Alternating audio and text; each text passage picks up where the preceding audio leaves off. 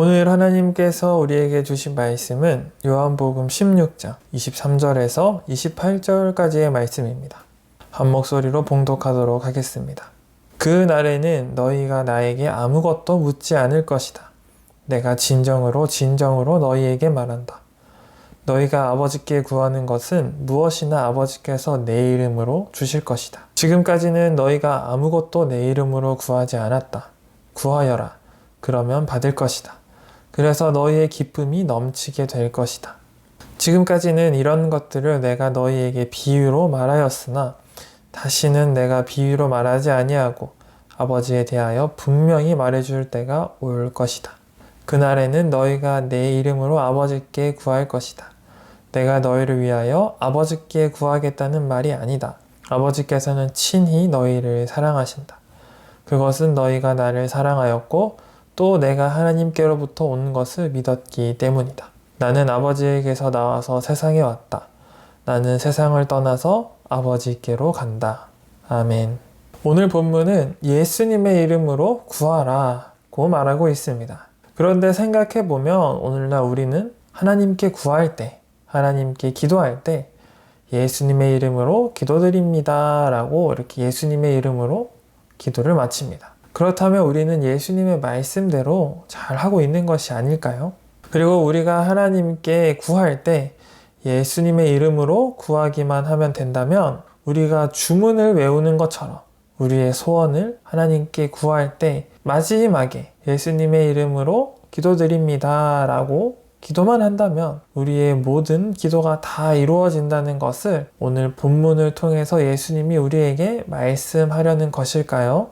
그런데 사실 예수님이 오늘 본문에서 자신의 이름으로 하나님께 구하라고 말씀하신 것은 예수님의 이름으로 하나님께 기도하며 구하라 라는 이런 1차원적인 의미도 있지만 예수님의 이름으로 구하라는 것은 우리가 하나님께 구하며 하나님께 기도할 때 예수님의 말씀과 가르치심을 떠올리며 기도하라는 것입니다. 예수님이 이 땅에 왜 오셨는지 그 이유와 목적을 생각하면서 예수님의 이름으로 구하라 라는 것을 오늘 본문을 통해서 예수님이 우리에게 알려주고 있습니다. 만약 우리가 예수님의 말씀과 예수님의 가르침 그리고 예수님이 이 땅에 왜 오셨는지를 떠올리면서 기도한다면 우리는 자연스럽게 하나님을 기쁘시게 하는 기도를 할 수밖에 없습니다.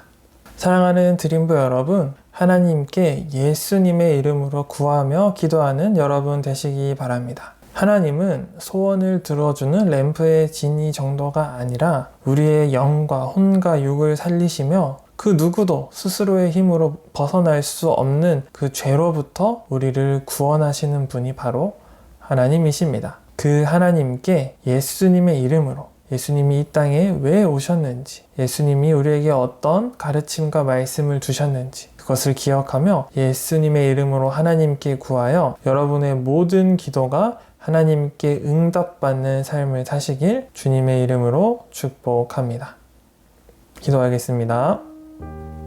사랑의 하나님, 드림부 가족 모두가 예수님의 가르침, 예수님의 이 땅에 오신 목적을 기억하며 예수님의 이름으로 구하며 하나님의 응답을 받는 복된 삶을 살 수 있도록 함께하여 주시옵소서.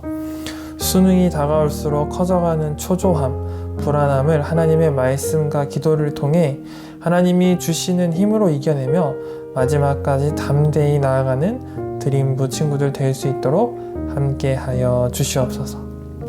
사랑의 주님, 얼마 남지 않은 입시 기간을 하나님 안에서 잘 준비할 수 있게 하심에 감사드립니다. 특히 올해는 예상치 못한 질병으로 그동안 준비했던 입시와 다른 한 해를 보내고 있습니다. 하지만 익숙한 갈대와 우르에서 아브라함을 약속의 땅으로 보내고 약속했던 말씀을 기억하면서 오늘날에도 우리에게 말씀하시고 약속하시는 그 음성에 귀 기울일 수 있도록 해주세요. 우리가 서로 만나지 못하지만 서로를 위해 기도할 수 있게 해주세요. 올 한 해 입시 마무리 그리고 그 이후 일정까지 함께 하실 것을 믿습니다. 하나님과 함께 기쁨으로 단을 거두는 2020년이 되기를 바라며 예수님의 이름으로 기도드립니다. 아멘.